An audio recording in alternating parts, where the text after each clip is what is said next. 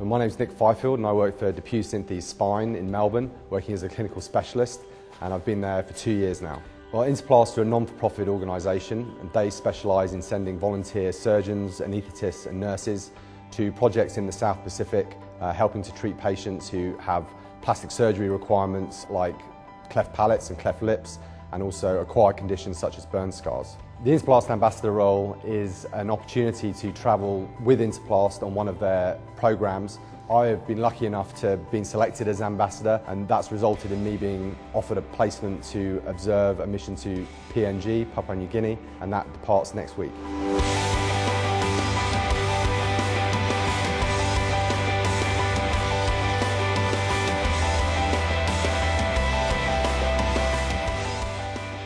Going into day one, my mind was fairly open as to what I'd expect. We'd been lucky enough to have sort of an orientation day in Mount Hagan and the team got to bond, and it was really interesting for me to learn just how important the partnership with Johnson & Johnson is for Interplast, and not just in terms of product donations and things like that, but in terms of the top level support that there is within this organisation to personally get involved and to personally contribute. One of the things that struck me hugely about this trip were, of course, the people, how closely knit they are as families and as wider communities. Often the patients would be there with their parents, with their siblings, or with their aunties and uncles, this sort of extended family from the village. There was this sort of anonymity and this blankness at the beginning that was quite awkward and uncomfortable and a bit nerve-wracking. But as they settled into the process and understood what the Interplast team were there to do, their faces would light up when you walked in the room. It was a great feeling, and it was definitely a highlight of being there.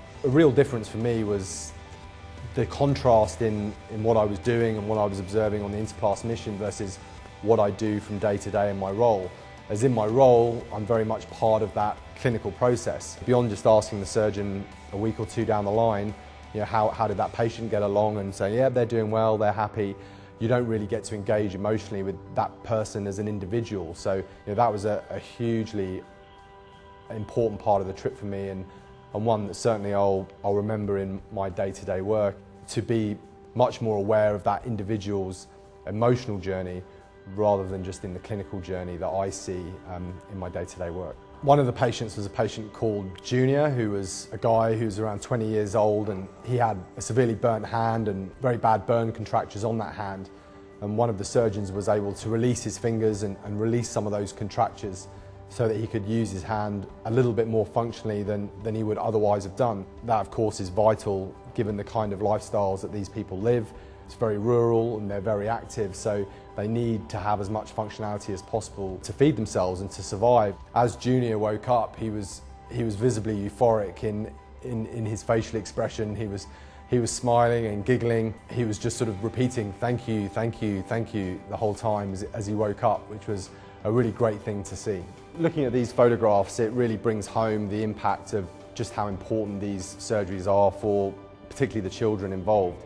You see before and after shots because Interplast regularly revisit places that they've been in the past. I'd encourage each and every employee of Johnson & Johnson to get involved and participate in as many projects as they possibly can, and to donate the most important thing you have, which is your time.